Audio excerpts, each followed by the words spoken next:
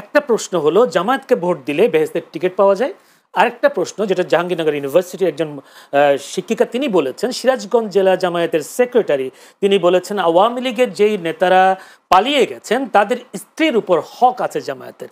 এই দুইটা প্রশ্নের উত্তরটা আমি একটু জানতে চাই, আসলে জামায়াতে কাজগুলো করেছে কিনা, ওই কথাগুলো বলেছে। এক নাম্বার হচ্ছে জামায়াত ইসলামী কাউকে বেহেশতের গ্যারান্টি দেয় না, এবং আমি জামাত ইসলামী করি, আমার কাছেও কোনো গ্যারান্টি নাই।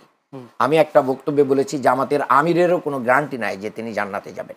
বাট কোরআন এবং হাদিস বলে যে আপনি যদি 5 ওয়াক্ত নামাজ পড়েন আপনি এটা করবেন, নামাজ বেহেশতের চাবি।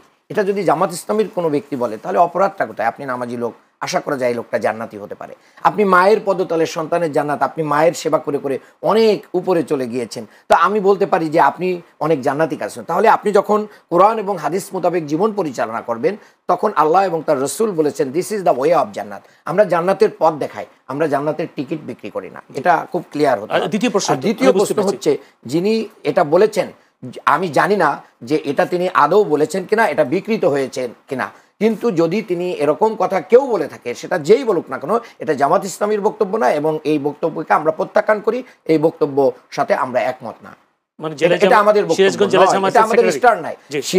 আমি জানি না যে তিনি আদৌ এটা বলেছেন কিনা, কতটুকু বলেছেন, বিকৃত হয়েছে কিনা, এটা সম্পর্কে আমার স্টাডি নাই। বাট এই বক্তব্য আমাদের দলীয় কোনো বক্তব্য নয়, এই বক্তব্যকে আমি সমর্থন করি না, এরকম বক্তব্য নিন্দনীয়। জি ধন্যবাদ। আমি একটু যেতে চাই যে রাশেদুল হকের কাছে। রাশেদুল হক, বিএনপি নেতাদের মুখে 1971 কথাটা বারবার উঠে আসছে। আমরা দেখেছি ঢাকা ইউনিভার্সিটিতে যখন আমরা ছাত্রদলকে শিবিরের সাথে ক্যান্ডিডেট মানে যে মুখোমুখি অবস্থান, তখন তারা বিশেষ করে নির্বাচনী প্রচারণা যে করতো তারা, তখনও দেখেছি সেখানে 71-এর রাজাকার, বাংলা চার, এই ধরনের এরা পাকিস্তানি শিবিরে যাদেরকে পাকিস্তানি এই ধরনের তকমাগুলো দেওয়ার সুযোগ শুরু হয়েছিল আমরা দেখেছি। কিন্তু এই তকমাগুলো 71 বিরোধী, এই তকমাগুলো জামাতের বিরুদ্ধে, শিবিরের বিরুদ্ধে, এগুলো ঢাকা ভার্সিটির শিক্ষার্থীরা গ্রহণ করেনি।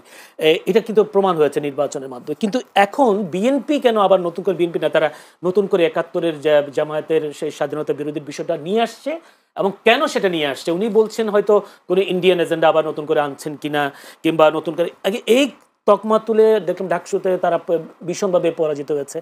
এইটা কেন তুলে আছে? তারা তো জোট করেছিল 1991, 96, কিংবা যদি বলি 2001 থেকে 6, হঠাৎ করে এই বিষয়গুলো কেন নিয়ে আসা হচ্ছে, বা নিয়ে আসার কারণে ভবিষ্যতে বিএনপির ভবিষ্যৎটা কি নির্বাচনে? এটা আমার মনে হয়, আমি যতটুকু মানে রাজনৈতিক বিতের লোক হিসাবে যতটুকু মনে করি, এটা শুধুমাত্র রাজনীতির কারণে এসব বলছেন। এগুলো মানে দলীয় কোনো সিদ্ধান্ত না, এবং যারা বক্তব্য দিচ্ছেন তারা নিজে থেকে বক্তব্যগুলো দিচ্ছেন, এবং এটা নিজেদের রাজনীতির জন্য দিচ্ছেন, শুধুমাত্র রাজনৈতিক বক্তব্য। আমি এতটুকু বলবো যে আমাদের মান্নান ভাই যে বক্তব্য দিয়েছেন যে 71-এ মানবতা বিরোধী অপরাধে যাদেরকে ফাঁসি দেওয়া হয়েছে, আমি মনে করি যে ওই সময়ের যে বিচারটা এটা প্রহসনই ছিল। এই বিচারটা মানে একেবারে ন্যায্য বিচার হয়েছে বলে এটা আদালত মনে করে না।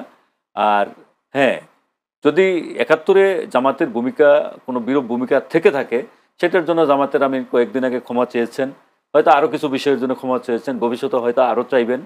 তো বর্তমানে যে রাজনীতি আমি যেটা মনে করতেছি সেটা এখন যেহেতু বিএনপি জামাত দুইটি আলাদা মানে জোট সংগঠন, দুইটা তো আলাদা সংগঠন, কিন্তু তারা আলাদা জোট করছে। উনি বলছেন যে 8টি দলের একটা জোট, ইসলামী দল হতে পারে। বিএনপির সাথেও এরকম তাদের 12 দল আছে, তারপর আরো 20 দলের কিছু অংশ আছে। হ্যাঁ, তো সেই কারণে রাজনীতির ময়দানে হয়তো ওনারা রাজনৈতিক কারণে বক্তব্য দিচ্ছেন। তো আমি মনে করি যে বিএনপি জামাত তারা যে দুইটা পরস্পর যে দুটি সংগঠন আছে, তারা কোনো একটা জায়গায় বাংলাদেশের স্বার্থে, দেশের বৃহত্তর স্বার্থে এবং আগামী দিনের বাংলাদেশের মানে ভবিষ্যতের স্বার্থে ওনারা হয়তো অন্তরালে একটু হইলেও মিল আছে বা তাদের মধ্যে সমঝোতা হবে, এবং আগামী দিনে একটা ভালো বাংলাদেশ আমরা উপহার পাবো, এটা আমি বিশ্বাস করি। কারণ ফ্যাসিবাদ বিরোধী যে আন্দোলন, তারা কিন্তু দুটি দলে কিন্তু ভুক্তভোগী, তাদের হাজার হাজার নেতাকর্মী গুম হয়েছে। ধন্যবাদ। আমি নতুন একটা প্রশ্ন চাই, সেটা প্রশ্ন হচ্ছে যে আগামী সপ্তাহে শেখ হাসিনার বিচারে রায় হবে বলে জানিয়েছেন অন্তর্বর্তী সরকারের তথ্য সম্প্রচার মন্ত্রণালয়ের উপদেষ্টা মাহফুজ আলম। সেটা বলা হচ্ছে 13 নভেম্বরে হয়তো হইতে পারে রায়টা। তো আপনি এই রায়ের পর কোনো অস্থিতিশীল পরিস্থিতি তৈরি হওয়ার সম্ভাবনা দেখেন কিনা? প্রথম কথা হলো যে এটি যদি একজন উপদেষ্টা বলে থাকেন 13 নভেম্বর রায় হবে, এটা আমি মনে করি যে একজন উপদেষ্টার পক্ষ থেকে এরকম বক্তব্য দেওয়া উচিত নয়, কারণ যেহেতু বিচারাধীন বিষয় নির্ধারণ করবে কোর্ট। ট্রাইব্যুনালও বলেছে যে এই নম্বরে ট্রাইব্যুনাল যদি বলে থাকে তাহলে ওটা ঠিক বলেছেন। আরেকটা হলো যে আমি মনে করি না যে আওয়ামী লীগের যে অপরাধ গত জুলাই আগস্টে করেছেন গত বছরের, এই অপরাধের জন্য তারা শেখ হাসিনা বলেছেন এখনো ক্ষমা চাবেন না, কোনোদিনই ক্ষমা চাবেন না। তাইলে তাদের ক্ষমা চাওয়া উচিত ছিল তাদের কাছে, কারণ আমাদের ছোট ছোট বাচ্চারা যারা 1700-1800 বাচ্চা, ইউনিভার্সিটি স্টুডেন্ট বা শ্রমিক, তাদেরকে হত্যা করা হয়েছে, হেলিকপ্টার থেকে গুলি করে হত্যা করা হয়েছে, পুলিশে সরাসরি বিডিআর পুলিশ সরাসরি গুলি করে হত্যা করেছে। এই বিষয়টা বাংলাদেশের ইতিহাসে ঘৃণিত ইতিহাস হিসাবেই গণ্য হয়ে থাকবে। তো আমি মনে করি যে আওয়ামী লীগের লজ্জা হওয়া উচিত এত বড় ঘটনার পরে। আমার মনে হয় না বিক্ষিপ্ত দুই চারটা মানে এই যে জটিকা মিছিল দেখতে পারেন, কিন্তু এই ধরনের কোনো প্রতিক্রিয়া হবে বলে আমি মনে করি না, কারণ শেখ হাসিনা একজন ফেসিস্ট এবং চরম ফেসিস্ট জাতির কাছে উন্মোচিত হয়ে আছে। সুতরাং শেখ হাসিনার পক্ষে এবং নিজে স্বীকার করে নিয়েছেন শেখ কিরকম রাজনীতিবিদ, সেই দেশে আসতে সাহস পায় না, কারণ আমি যাব না, আমার মন মতো সরকার না হলে যাব না, বাবা কত বড় অপরাধী, সে আবার ফিরবে।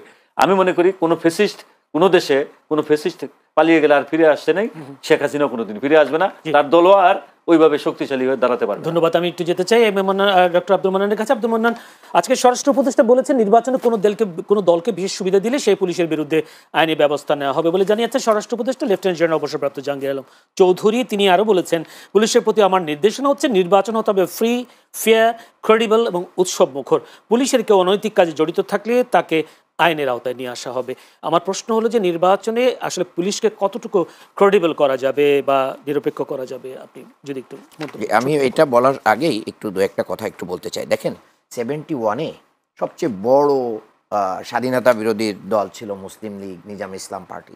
এগুলো নিয়ে কেউ কোনো কথা বলেন, এবং মুসলিম লীগের যে সমস্ত নেতারা পরবর্তীতে রাজনীতি করেছেন তাদের একটা বড় অংশ হচ্ছে আওয়ামী লীগে ছিল, তার চেয়ে বড় তার পরবর্তী যে অংশটা সেটা ছিল বিএনপিতে, তার চেয়ে ছোট অংশ আসছে জামাতে।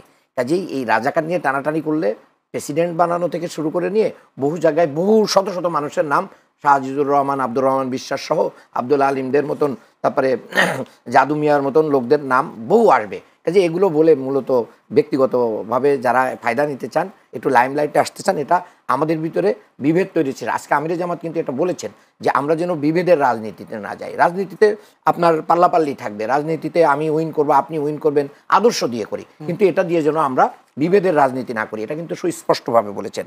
আর আপনি এই যে লাস্ট প্রশ্নটা স্বরাষ্ট্র উপদেষ্টা যে কথাটা বলেছেন, এটা ওনার বক্তব্য, কিন্তু উনি কতটুকু বাস্তবায়ন করতে পারবেন সেটা জাতীয় অধীর অপেক্ষা আছে। 5ই আগস্ট পরবর্তী সময়গুলোতে এই পর্যন্ত আমরা এরকম কোনো কার্যক্রম দেখি নাই যার মাধ্যম দিয়ে উনি প্রমাণ করতে পেরেছেন যে এই পুলিশ প্রশাসন নিরপেক্ষ এবং তারা যে কোনো পরিস্থিতি মোকাবেলায় সক্ষম। কারণ পুলিশের যে মনোবলটা ভেঙে গিয়েছে, সেটাকে রিকনস্ট্রাকশনের জন্য যে উদ্যোগগুলো দরকার ছিল সেটা হয় নাই। পরবর্তীতে আবার কি হয়েছে যে দেখেন ফ্যাসিস্ট চলে যাওয়ার পর একটা বিশেষ দলের লোকেরা থানায় যে রাত দিন বসে থাকে, থানায় তাদের বিরুদ্ধে মামলা, চাঁদাবাজি, অন্য বহু কিছু অভিযোগ আছে, কিন্তু তাদের সাথে বসেই চা পানি খাচ্ছে এবং ইয়ে করে, তাহলে মানুষ কোথায় যাবে? তাহলে সেই পুলিশে দিয়েই যদি আপনি নির্বাচনে তাদেরকে যদি চেঞ্জ না করেন, লেভেল প্লেইং ফিল্ড তৈরি না করেন, অপরাধী পুলিশ যারা এখনই বিভিন্ন দলের কি করতেছে সাথে এগিয়ে যাচ্ছে তাদের ব্যাপারে ব্যবস্থা না নেন, তাহলে এটা ওই সময় বাস্তবায়ন করা অসম্ভব হয়ে পড়ে।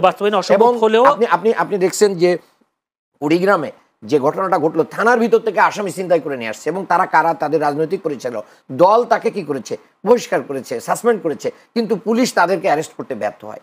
এটাই হচ্ছে আমাদের বাংলাদেশের মানে এই যে প্রশাসনকে আরেকটা কারণ আছে এখানে, সেটা হচ্ছে অনেকেই আগাম বলতে চাচ্ছে যে হ্যাঁ অমুক দল একটা বিরাট মেজরিটি নিয়ে ক্ষমতায় আসছে, তো আগাম পুলিশ আসো, সচিবরা আসো, অমুকরা, মিডিয়া পাড়া তোমরাও আমাদের সাথে যোগ দাও। এটা দিয়ে বাংলাদেশকে একটা অসমতাল জায়গায় নিয়ে যেতে চাই। সেই অসমতাল নির্বাচন বাংলাদেশে হলে বাংলাদেশ আবার চটকাবে। আপনি বলছেন পুলিশ এখনো সে প্রস্তুত নাই, কিন্তু তারপর আপনারা নির্বাচন ফেব্রুয়ারিতে নির্বাচন চান, কিন্তু অফকোর্স চাই, কিন্তু খালি পুলিশই তো এই নির্বাচন করবে না, পুলিশের বাইরেও আরো অনেকগুলো আইন শৃঙ্খলা বাহিনী এখানে থাকবে, তাদেরকে ক্ষমতায়ন করতে হবে। আমি সেটাই বলতে চাই, না হলে শুধুমাত্র পুলিশকে দিয়ে একটা সুষ্ঠু নির্বাচন করা সম্ভব নয়। ধন্যবাদ, অসংখ্য ধন্যবাদ। দর্শক, আলোচনা চলছিল, নির্বাচনী হাওয়া শুরু। আলোচনায় ছিলেন ডক্টর আব্দুল মান্নান, সরকারি সেক্রেটারি, বাংলাদেশ জামায়াত ইসলামী, ঢাকা মহানগরী দক্ষিণ কেন্দ্রীয় মজলিসের শুরা সদস্য ছিলেন রাশেদুল হক, সহসভাপতি ঢাকা সাংবাদিক ইউনিয়ন। দুজনকে অসংখ্য ধন্যবাদ আজকে এই আলোচনায় সময় দেওয়ার জন্য। আমরা দর্শক আলোচনা করবার চেষ্টা করেছি আসলে নির্বাচনী হাওয়া কোন দিকে যাচ্ছে, নির্বাচনী হাওয়া যে বইছে সেই হাওয়া আমাদের জন্য কি সুবাতাস বয়ে আনছে হয়তো যাচ্ছেন। জুলাই আগস্ট আন্দোলনে ২,০০০ মানুষ নিহত, ২০,০০০ মানুষ আহত হওয়ার জন্য আওয়ামী লীগ যদি নিষিদ্ধ হয়, তাহলে ৭১-এর ভূমিকার জন্য বা ৭১-এর হতাহতের ঘটনার জন্য বা ৭১-এর স্বাধীনতা বিরোধী পক্ষ নেওয়ার জন্য বাংলাদেশ জামায়াতের নিষিদ্ধ হওয়া উচিত। এটা বলেছেন বরকতুল্লাহ বাবুলু। মোয়াজ্জেম হোসেন আলাল ৭১-এর মানবতা বিরোধী অপরাধে জড়িত থাকার দায়ে এবারকে জামায়াতকে নিষিদ্ধ করার আহ্বান জানিয়েছেন বিএনপি চেয়ারপারসনের উপদেষ্টা মোয়াজ্জেম হোসেন আলাল। আবার মির্জা আব্বাস তিনি বলেছেন যারা বাংলাদেশকে চায়নি তারা কিভাবে দেশের শাসনভার চায়। আমার প্রশ্ন হলো, এই ৭১-এ আপনাদের ভূমিকা নিয়ে আপনারা রাজনীতি করছেন, নির্বাচন করছেন, আপনারা সেই ৭১-এর ভূমিকা বা ৭১-এর সেই কালিমা মুছতে সক্ষম হবেন, বা এটাকে আপনাদের ৭১-কে দিয়ে আপনাদের জামায়াতকে দমানো যাবে, বা ৭১-কে দিয়ে জামায়াতকে দমানো যাবে কিনা? জি, আপনাকে ধন্যবাদ। দেখেন, আপনি তিনজনের যে বক্তব্য দিয়েছেন, এই বক্তব্যই প্রুফ করে যে আগামী দিনে বাংলাদেশে জামায়াত ইসলামীকে জনগণ ক্ষমতায় দেখতে চাচ্ছে। এই কারণেই ওনারা কিন্তু এই বক্তব্যগুলো দিচ্ছেন। এই বক্তব্যের সাথে ক্ষমতার সম্পর্ক একটু সম্পর্ক দেখেন। মির্জা আব্বাস কি বলেছেন, উনি কি বলেছেন? তারা ক্ষমতায় যেতে চাচ্ছে। ওনারাও আশঙ্কা করতেছেন যে নির্বাচনে বৈতরণী সহজেই পার হওয়া যাবে না, ফাইট কিন্তু হবে। জামাতকে জনগণ ফাইটে নিয়ে আসতেছে এবং জামাত উইনিং সিচুয়েশনেও চলে যেতে পারে, এই আশঙ্কা থেকে কিন্তু এই বক্তব্যগুলো আসতেছে জামাতকে ঠেকানোর জন্য। তার মানে এখন জামাত কিন্তু তার অতীতের সকল প্রকার ইতিহাসকে সামনে রেখেই জামাত বাংলাদেশের মানুষের সামনে ওয়েলফেয়ার যে পলিটিক্সটা করেছে, 71 একটা পলিটিক্যাল স্ট্যান্ড ছিল, কিন্তু 71-এ জামাত নেতৃবৃন্দ অগ্নিসংযোগ করে নাই, ধর্ষণ করে নাই, মানুষ হত্যা করে নাই। এই যে জায়গাগুলো আদালতের মাধ্যমে প্রুভ হয়েছে। আদালত, সুপ্রিম কোর্ট, বাংলাদেশের সর্বোচ্চ বিচার ব্যবস্থায় সেখানে প্রমাণ হয়েছে। এটি মাজহারুল ইসলাম ভাইয়ের যে রায় হয়েছে সম্প্রতি, এই রায়ের মাধ্যমে আমি বাকিগুলো রায় যেভাবে রায়গুলো দেওয়া হয়েছে, আপনাদের তো বলতে একটু লজ্জাও করে, স্কাইপি কেলেঙ্কারি হয়েছে। আসামি মানে এখানে আমাদের পক্ষের আসামি সুখরঞ্জন বালিকে এখান থেকে গুম করে ইন্ডিয়ায় নিয়ে যাওয়া হয়েছে। এগুলো বলতে আপনাদের কেন লজ্জা হয়? এটা বিচারিক হত্যাকাণ্ড ছিল বাংলাদেশে, এবং ম্যাডাম জিয়াও এটাকে বিচারিক হত্যাকাণ্ড বলেছেন। কাজেই যেটা বিচারিক হত্যাকাণ্ড সেটাকে এখানে সাফাই গাওয়ার কোনো প্রশ্নই আসে না। আমি মনে করি এটা বাংলাদেশের মানুষের যে পালস, এই পালসের বিরোধী। এটা আওয়ামী এজেন্ডা, এটা ইন্ডিয়ান এজেন্ডা বাস্তবায়িত হয়েছে। আপনি বাংলাদেশের সবচেয়ে জনপ্রিয় একজন ব্যক্তি, আপনি একজন ব্যক্তির নাম বলেন তো। মাওলানা দেলোয়ার হোসেন সাঈদীর যে জনপ্রিয়তা বাংলাদেশে তৈরি হয়েছিল, এরকম জনপ্রিয় ব্যক্তি আমরা নাম শুনেছি, শহীদ প্রেসিডেন্ট জিয়াউর রহমান।